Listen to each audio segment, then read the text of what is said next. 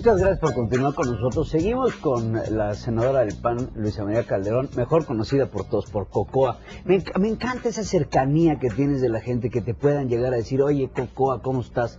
Porque te habla de la cercanía con tu gente, que te puede llamar por como te dicen, ¿no? Ajá. Eso a mí me puede fascinar. Pato tenía preguntas para ti. Es que está muy interesante el tema. Sí, quiero ampliar lo que estamos platicando, lo que está preguntando Pedro Cocoa, al tema nacional.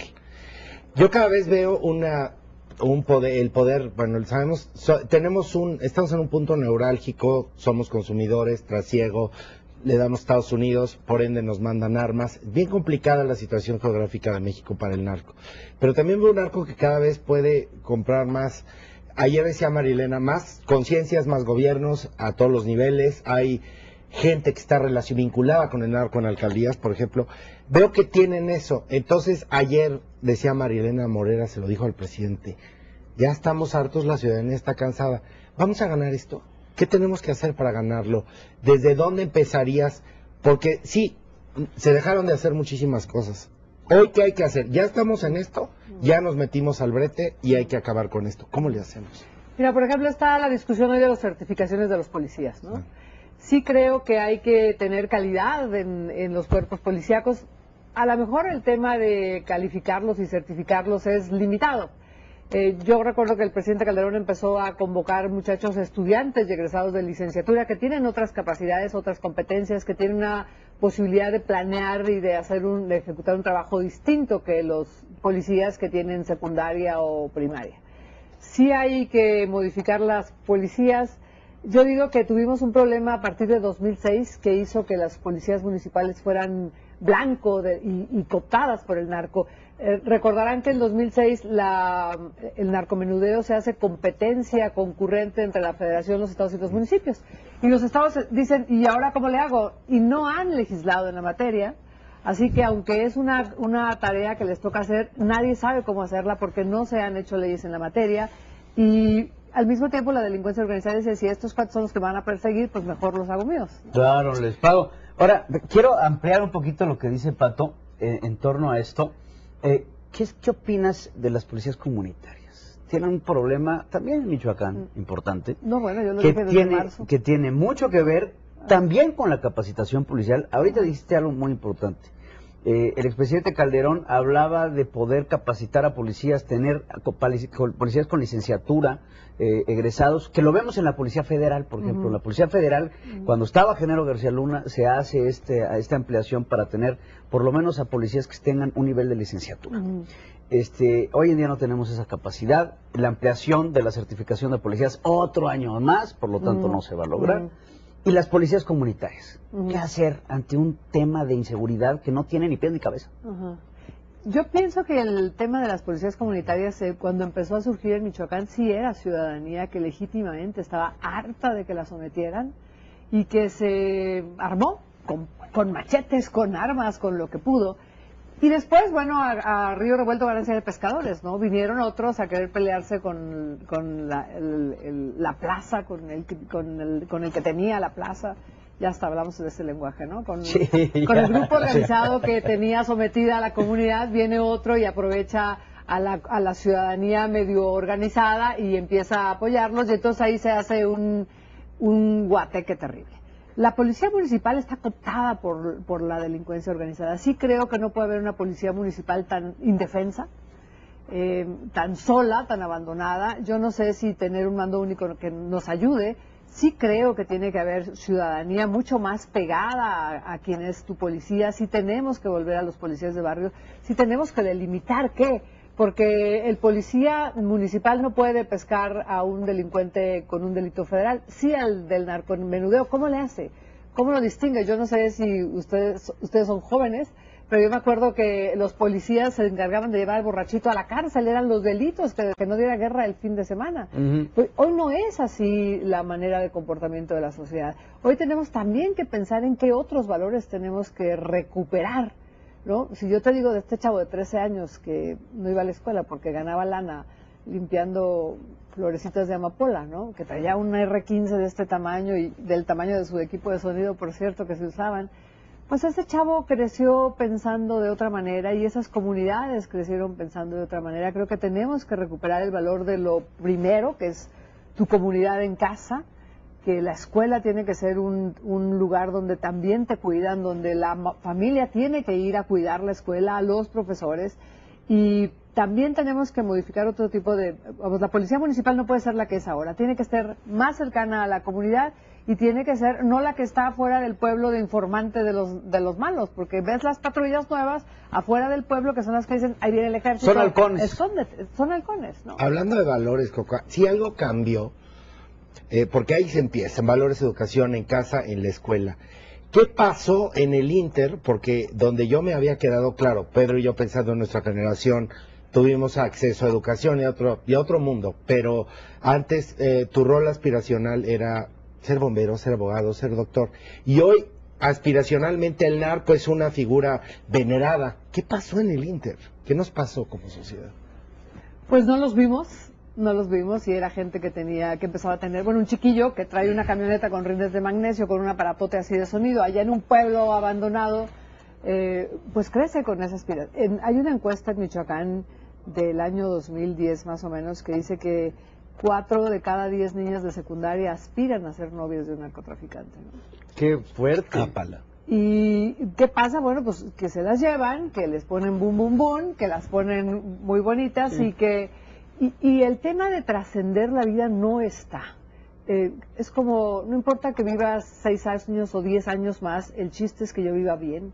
Y al fin, si me muero, pues no pasa nada, ¿no? Yo creo que tiene que ver mucho con el valor que le damos todos de alguna forma a lo que vivimos cada día y hacia dónde aspiramos. Bueno, nuestra vida es de computadora, ¿no? Algo no te gusta, le apachurras al delete, se acabó, ¿no? Es esto. La producción es desechable. Tú te acuerdas que tenías un radio de toda la vida en tu casa, pues hoy ya no sirve. Yo te hablo de un aparato de sonido de este tamaño y hoy te pones uno chiquito que lo pones en el coche, que lo conectas. Y la vida se ha convertido en algo como desechable, la propia vida es algo desechable, ¿no? Yo no sé si voy a exagerar, pero el propio valor de reconocer la vida y que tú puedas abortar porque no te da la gana tener un crío, es como, bueno, también esto es desechable. No voy a entrar ahorita en la discusión religiosa, pero somos la sociedad del consumo a lo filosófico. Pero yo creo que ahí ya no te vas a discusiones morales, yo creo que son más discusiones éticas, que una cosa es lo moral, que se me hace a mí muy personalísimo, y la parte ética de la ciudadanía creo que tiene que tener un trasfondo social muy importante, respaldado en la familia, en la educación, pero es un problema en los dos sentidos. Yo te iba a preguntar, Cocoa, para mí un evento que marcó mi vida, que marcó un cambio importante en lo que sucedió en Michoacán, fue la granada esta que pusieron en el Zócalo de Morelia, que yo creo que a partir de ahí generó un parteaguas en el Estado, decir, híjole, se están metiendo con la ciudadanía. Ayer sale en las noticias esta negación del amparo que le dan al líder de la familia michoacana para que no se vaya a Estados Unidos como extraditable. ¿Qué le espera al Estado de Michoacán después de tantas revueltas de la Policía Federal que están dándose a piedras y palos en la Sierra Michoacana, que no tiene accesos, que no tiene infraestructura, que no tiene nada? Es una verdadera guerrilla con las policías comunitarias. O sea, quiero pintar un panorama completo de lo que se está viviendo en el Estado y qué tan exportable es este conflicto a estados como Guerrero, como Jalisco, como Morelos, que quieras o no tienen también esa influencia de este centro del país. No, bueno, de hecho la guerra está también en las fronteras. La guerra está en la frontera con Guerrero, está en la frontera con Jalisco, está en la... Claro, se le fue cucaracha, ¿no? Guanajuato los empuja y los regresa, pero también en su orillita tienen ya exportación. Creo que el propio Chango lo pescaron en Guanajuato, ¿no? Sí. No sé si de escapada, no sé si él dijo me doy porque tuvo fractura con su propio grupo, no sé si lo pusieron, pero lo pescaron en Guanajuato. Yo tengo la convicción de que hoy ya hay un diagnóstico.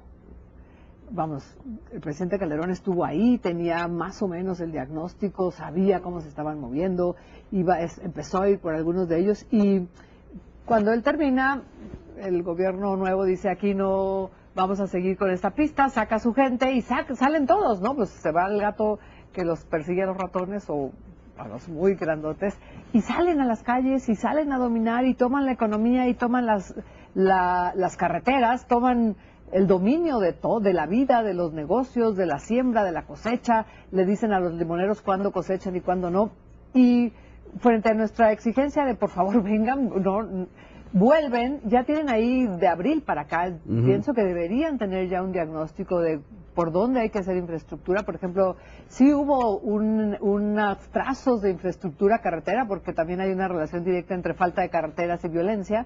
Hubo trazos de carretera, la propia carretera a Patzingán, ya está casi una salida por Coahuayán a la playa, se mejoró la carretera costera.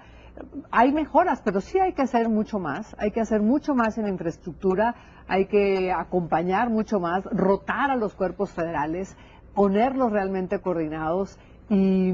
¿Más independencia estados y municipios? Yo creo que más acompañamiento. También ahí hay una pobreza terrible, ¿eh? La coordinación fiscal hace que los municipios sean cada vez más pobres y más dependientes del Estado y de la Federación.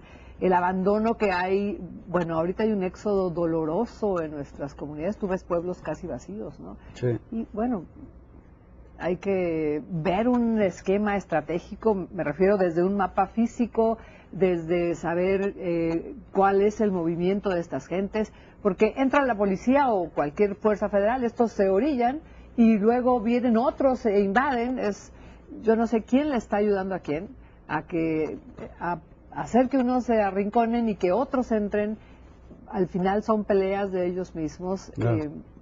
Alguien decía, el rector de la universidad, muy interesante, decía, yo mandaría a los investigadores a vivir a las comunidades pobres, porque finalmente un investigador es alguien que ha ido estudiando mucho, trabajando mucho, que es ecologista, que cuida a su familia, y que va a generar en el ambiente en donde está un ambiente distinto, ¿no? Va a empezar a hacer modelo distinto, a buscar que su cuadra esté limpia, que la basura se separe, que como hay exportar modelos de gente que vive su vida completa con mucho más valor de todo lo que hace, que pueda ir contagiando, por ejemplo, ¿no? Te agradezco mucho, senadora, el que ha estado con nosotros. Lamentablemente Gracias. el tiempo apremia. Sí. Estás invitada a este lugar las veces que quieras. Muchas gracias. Nos encanta platicar contigo, que nos platiques todo y que nos mantengas al tanto de lo que sucede. Nuevamente te damos las gracias. Al contrario. Vamos a un Gracias. corte, regresamos. Muchas gracias.